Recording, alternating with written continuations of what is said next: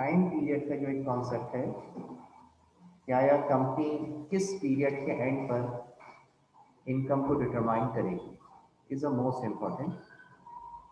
जब हम adjustment tool पर आते हैं तो एडजस्टिंग की ज़रूरत ही टाइम पीरियड की वजह से पेश आती है। हमने एक टाइम पीरियड फिक्स किया है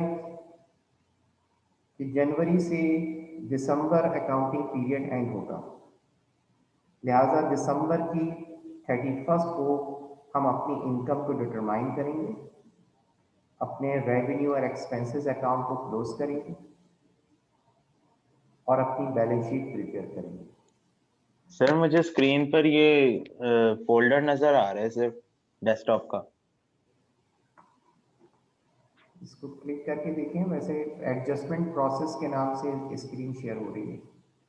बाकी स्टूडेंट्स के पास एडजस्टमेंट प्रोसेस लिखा हुआ है, चेक करें अपने पास। नहीं सर, मेरे पास भी यही आ रहा है जो साइम कह रहे हैं। नहीं सर, मेरे पास भी यही आ रहा है। मजहर और साइम बिल्कुल ठीक कह रहे मेरे हैं। पास भी यही आ रहा है। ओके, जस्ट मैं अभी आपके साथ शेयर कर देता हूँ।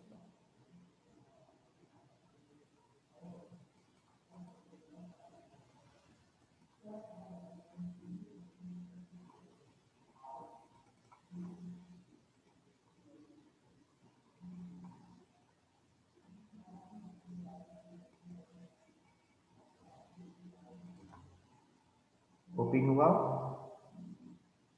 जी सर, कुछ लिखा हुआ है।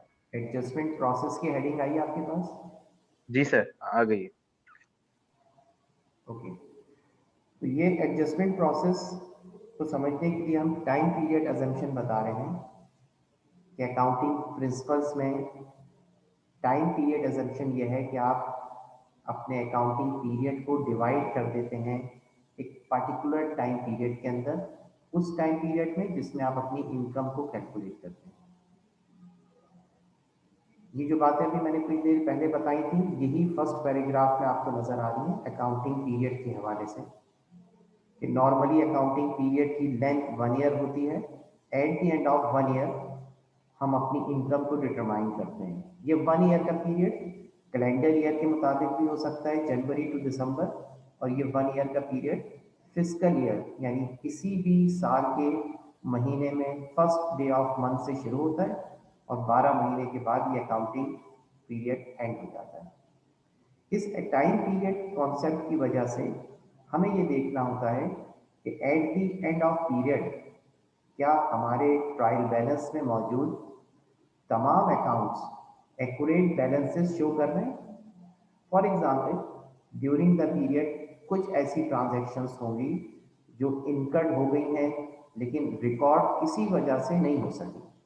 मिसाल के तौर पर यूटिलिटी बिल है, दिसंबर में हम अपनी क्लोजिंग कर रहे हैं लेकिन दिसंबर के महीने का बिल हमें रिसीव होगा जनवरी के महीने में, लिहाजा दिसंबर के महीने में हमने यूटिलिटी एक्सपेंस अभी 31 दिसंबर तक पेड नहीं किए क्योंकि दिसंबर का बिल था। इसी तरह से कुछ और ऐसी ट्रांजैक्शंस, कुछ और ऐसे अकाउंट के बैलेंसेस जो कि दिसंबर 31 को एक्यूरेट और एक्चुअल वैल्यूज शो नहीं कर रहे होते। हमारा काम ये होता है कि जब अकाउंटिंग पीरियड एंड हो, चाहे वो 31 दिसंबर को एंड हो या फिजिकल ईयर में किसी भी महीने के एंड पर आप इनकम को डिटरमाइन करने जाएं, तो इनकम को डिटरमाइन करने से पहले आप एक्चुअल बैलेंसेस मालूम कर लें। अपने ट्रायल बैलेंस के अंदर अपने रेवेन्यू और एक्सपेंसेस की एक्यूरेट अमाउंट आपको मालूम होनी चाहिए। अब ये एक्यूरेट अमाउंट किस तरह डिटरमाइन हो, ये एक्यूरेट अमाउंट का कैसे पता चले, तो उसके लिए नेक्स्ट हेडिंग जो हमने डाली हुई है, अगर आपके पास ये नेक्स्ट हेडिंग आ रही हो, टाइम पीरियड के बाद accrual versus cash basis accounting. Accrual और कैश बेसिस अकाउंटिंग को समझना जरूरी है एडजस्टमेंट के हवाले से। एक्रूअल बेस अकाउंटिंग क्या है, पहले मैं इस पैराग्राफ को रीड कर रहा हूँ और फिर मैं इसको समझाता हूँ। इस पैराग्राफ में हमने लिखा accrual base. In accrual based accounting, companies recognize revenue when they perform services or sold goods, rather than when they receive cash, and recognize expense when incurred to generate revenue of that period, rather than when paid। मतलब ये कि actual base accounting के अंदर आमदनी यानी आप सामान को सेल कर रहे हैं और उससे जो रेवेन्यू जनरेट हो रही है वो रिकग्नाइज उस वक्त होगी जब आपने मर्चेंडाइज सोल्ड कर दी, आइदर कैश रिसीव्ड और नॉट येट रिसीव्ड। आपने अपनी सर्विसेज प्रोवाइड कर दी, कैश रिसीव हुआ या कैश रिसीव नहीं हुआ, आपकी रेवेन्यू रिकग्नाइज होनी चाहिए, रिकॉर्ड होनी चाहिए उस अकाउंटिंग पीरियड में जिस अकाउंटिंग पीरियड में आपने वो सर्विसेज परफॉर्म की हैं, आपने वो गुड्स सोल्ड की। इसी तरह से एक्सपेंसेस रिकॉर्ड उस वक्त होने चाहिए जिस पीरियड में उन एक्सपेंसेस की मदद से रेवेन्यू को जनरेट किया गया है, या दूसरे अल्फाजों में जिस पीरियड में रेवेन्यू जनरेट करने में जो कॉस्ट खर्च हुई है, जो कॉस्ट अकर हुई है, जो कॉस्ट इनकर्ड हुई है, सेम उसी अकाउंटिंग पीरियड में उस एक्सपेंसेस को रिकॉर्ड होना चाहिए रेदर देन व्हेन पेड। यानी आप ये नहीं देखेंगे कि पेड किस महीने में हुआ, हो सकता है वो पेड हुआ हो नेक्स्ट ईयर में, लेकिन उसकी रिकॉर्डिंग उसी पीरियड में होगी जिस पीरियड में वो रेवेन्यू को हासिल करने में कॉस्ट अकर हुई है। इस एक्चुअल बेस अकाउंटिंग सिस्टम। जबकि इसके मुकाबले में कैश बेस क्या है, नेक्स्ट पैराग्राफ देखें, मैं रीड कर रहा हूँ। Under the cash base accounting companies record revenue when they receive cash and record expense when they पे आउट कैश। यानी बिल्कुल एक्चुअल के अपोजिट ये है कि कैश बेस अकाउंटिंग में आप सिर्फ रेवेन्यू उस वक्त रिकॉर्ड करेंगे जब कैश आपके पास आएगा। अगर आपने सामान बेचा उधार पे और कैश अभी तक नहीं आया तो आप उसको रेवेन्यू रिकॉर्ड नहीं करेंगे। आपने कोई सर्विसेज परफॉर्म करी, कैश रिसीव नहीं हुआ, आप उसकी रेवेन्यू रिकॉर्ड नहीं करेंगे, वेट करेंगे जब तक कैश रिसीव ना हो जाए। और एक्सपेंसेस उस वक्त एक्सपेंस रिकॉर्ड होंगे जब उसकी पेमेंट हो रही होगी, जब कैश आपके पास से जा रहा होगा। अगर कोई उधार एक्सपेंसेस हैं, आउटस्टैंडिंग एक्सपेंसेस हैं, एक्सपेंसेस अभी 2 मंथ्स के बाद पे होंगे, अकर हो गए, उनको कैश बेस अकाउंटिंग में रिकॉर्ड नहीं किया जाता। तो अब ये जहन में रखना है कि हम अकाउंटिंग जो फॉलो करते हैं, हम जिस एडजस्टिंग इंक्रीज जो पास करते हैं, हम अपनी जो इनकम को डिटरमाइन करते हैं, वो एक्रूअल बेस अकाउंटिंग सिस्टम से करते हैं।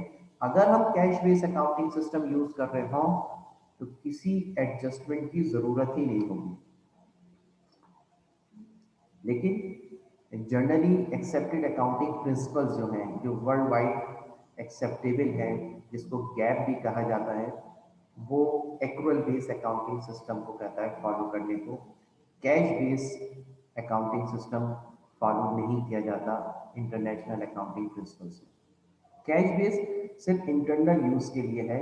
इनसाइड दी ऑर्गेनाइजेशन कंपनीज अपने रिकॉर्ड्स को मैनेज करने के लिए, एनालाइज करने के लिए, कैश की सर्कुलेशन को मैनेज करने के लिए, फॉरकास्टिंग करने के लिए कैश बेस अकाउंटिंग यूज करती है।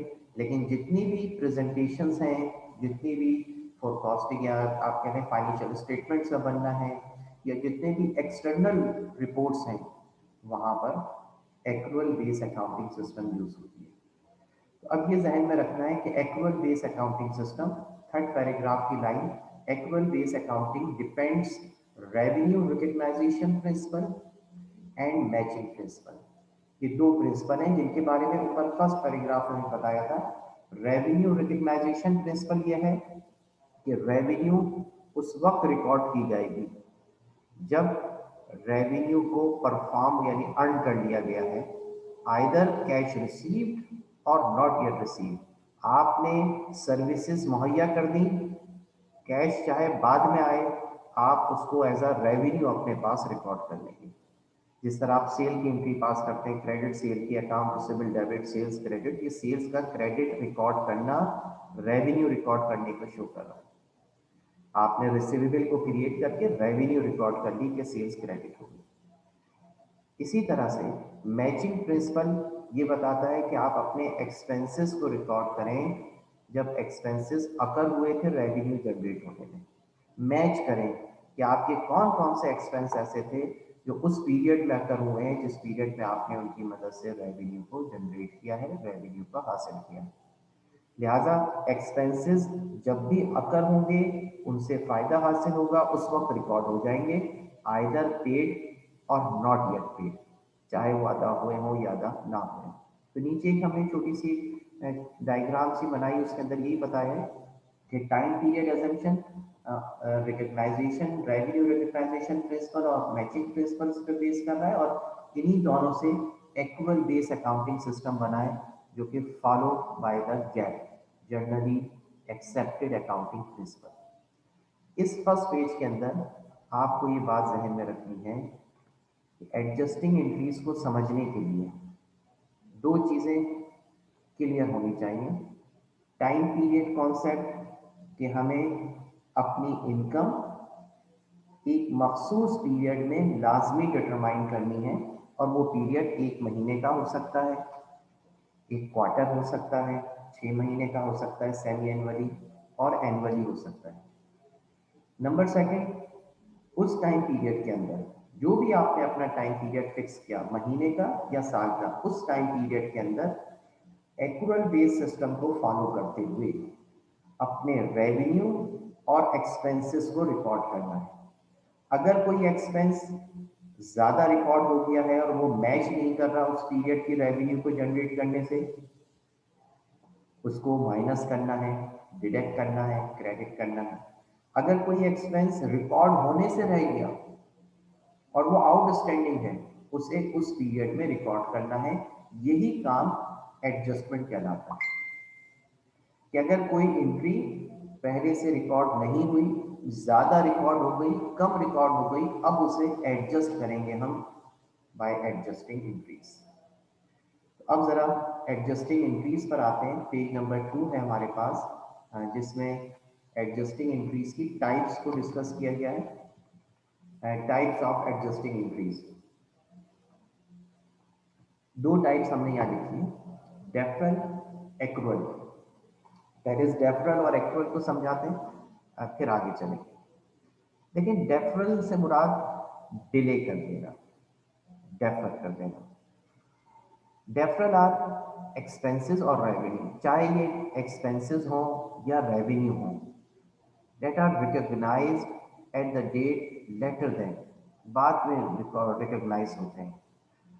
तो मिसाल के तौर पर आपने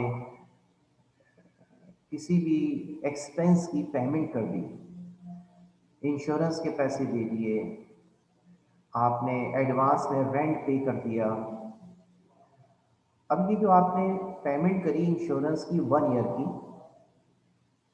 इसका बेनिफिट, इसकी कंजप्शन, इसकी यूटिलाइजेशन आने वाले महीनों में है, और ये रिकॉर्ड या दूसरे अल्फाजों में एज एन एक्सपेंस रिकॉर्ड होंगे इन फ्यूचर।